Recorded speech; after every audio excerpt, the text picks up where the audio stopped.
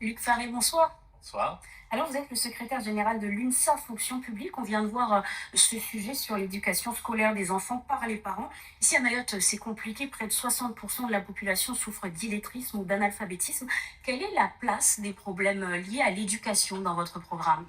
Eh bien, écoutez, à l'UNSA, nous sommes très représentés à l'éducation nationale et nous portons plusieurs sujets. D'abord, tous les éléments qui vont permettre la coéducation, c'est-à-dire que les parents soient acteurs avec les enseignants, avec les différents partenaires de l'école, afin que les enfants puissent partout, et en particulier à Mayotte, trouver leur place. Et ça passe évidemment par un accueil, une formation et, là où c'est nécessaire, les aider, les former, les inciter à apprendre, à travailler, à leur donner le goût de l'effort. Et tout le monde a son rôle à jouer, les enseignants, les parents, les personnels éducatifs. Ça veut dire des formations pour les parents? Je n'ai pas parlé de formation pour les parents. Il y a des choses qui se vivent aussi naturellement. Et ce qui est important, c'est la confiance qui peut s'établir entre les parents, les enseignants, les éducateurs, les personnels communaux. Et oui, c'est important qu'on puisse travailler tous ensemble parce que, évidemment, les enfants ont besoin d'être confrontés à la vie pour pouvoir progresser et tout le monde a un rôle à jouer.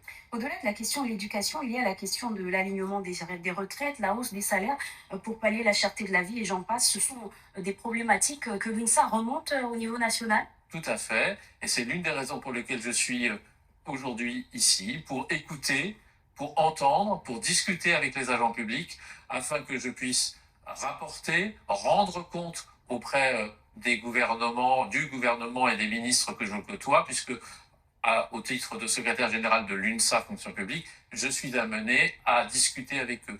J'ai engagé une grande tournée dans les départements et régions d'outre-mer.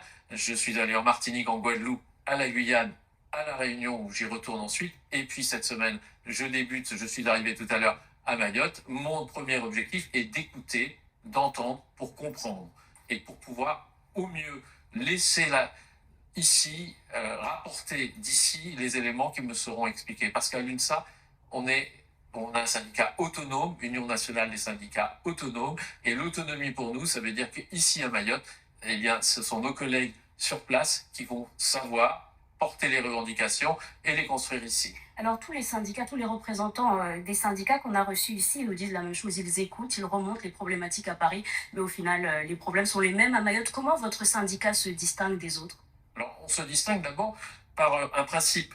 Nous sommes aujourd'hui pour le dialogue social. Et ça veut dire quoi? Ça veut dire qu'en gros, la grève que souvent on peut agiter, eh bien, cette grève, elle n'est pour nous qu'une arme ultime. C'est la première différence avec d'autres. Et puis la deuxième, c'est l'autonomie dont je vous parlais tout à l'heure. C'est bien ici, à Mayotte, que se décident des revendications, et pas à Paris, et pas ailleurs. Il faut cesser les mouvements sociaux ici à Mayotte? Les mouvements sociaux qui sont à Mayotte posent de vraies questions. J'ai entendu d'ores et déjà la question des retraites.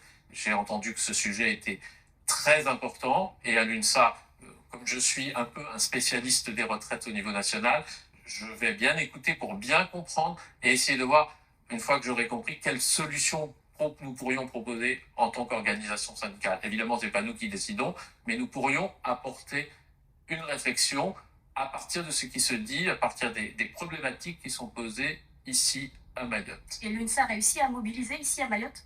Alors, pour l'instant, à Mayotte, nous sommes très implantés dans certaines collectivités, à Mamoudzou par exemple, et donc, pour l'instant, je vais rencontrer ces agents et discuter avec eux, échanger avec eux. Et on va parler beaucoup des conditions de travail, de la qualité de vie au travail, parce que l'un de nos slogans de campagne, c'est plus de respect pour les agents, plus de respect par les employeurs des agents et par les usagers. Et en tout cas, plus on respectera les agents, plus le service public sera de qualité et plus les Mahorais auront un service public de qualité. Merci beaucoup, Luc Faré, d'avoir été avec nous. Merci à vous.